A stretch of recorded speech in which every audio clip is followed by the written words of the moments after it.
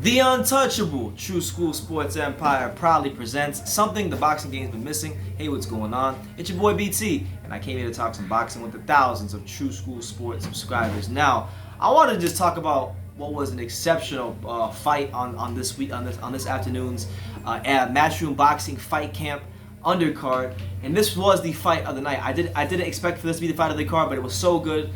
It was so excellent. It was such a great display of boxing that I just had to make a video about it. It deserved its own video. You know, I was live for it, but it deserved its own video. That's how good it was.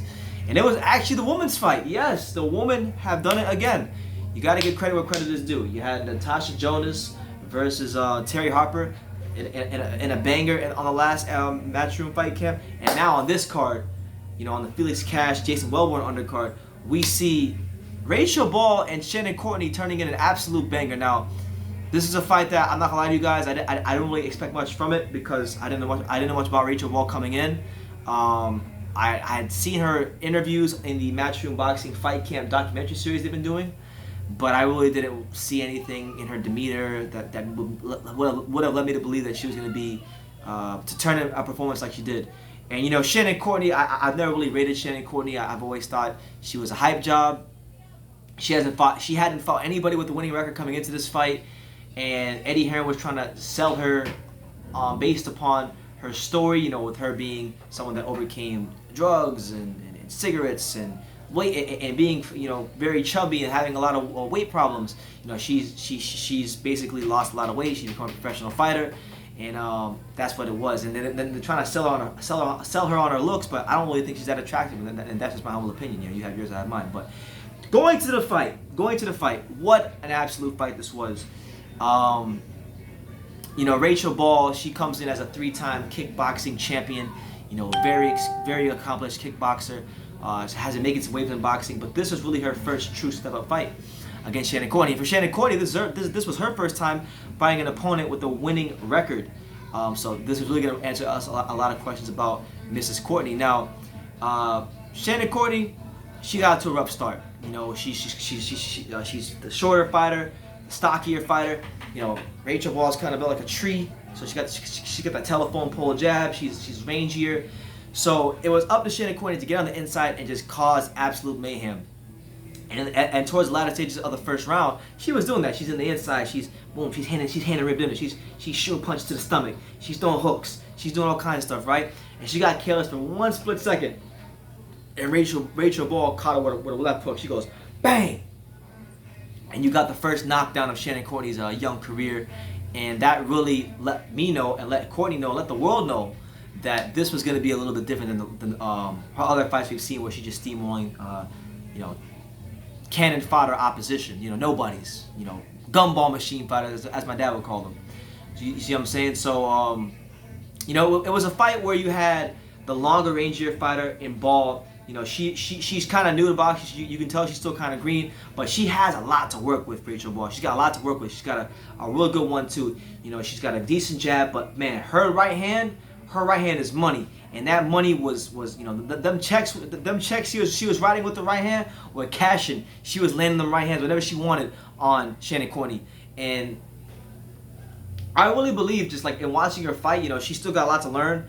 She's still got to probably add some more skills and some more tools to that toolbox. But if her trainers just teach and if they learn how to perfect Rachel Ball, you know, jabbing and leaning off the jab, jabbing, leaning off of it, and mixing in the right hand, that right there, just that alone is going to make her damn near unbeatable because she's got an amazing right hand.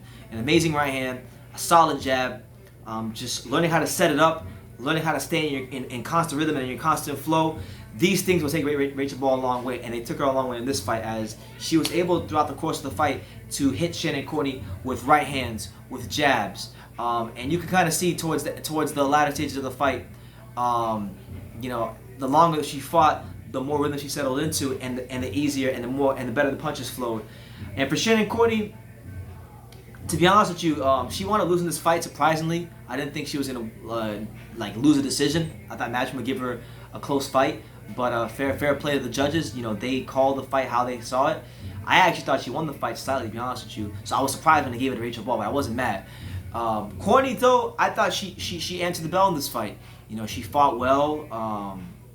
This is probably the best I've ever seen her perform. You know, I know she's had knockouts in other fights, but in terms of the opposition and what she went through, you know, I thought, to me, even though it was a loss, it was her finest hour, and I actually walk away from this fight with having more respect for Shannon Courtney as a fighter, because I really didn't like her, because I feel like Eddie Hearn, she's kind of like the female Anthony Fowler, to where we know she's not all that, but Eddie Hearn just keeps trying to shove her down our throats like she's this, you know, top level world class fighter.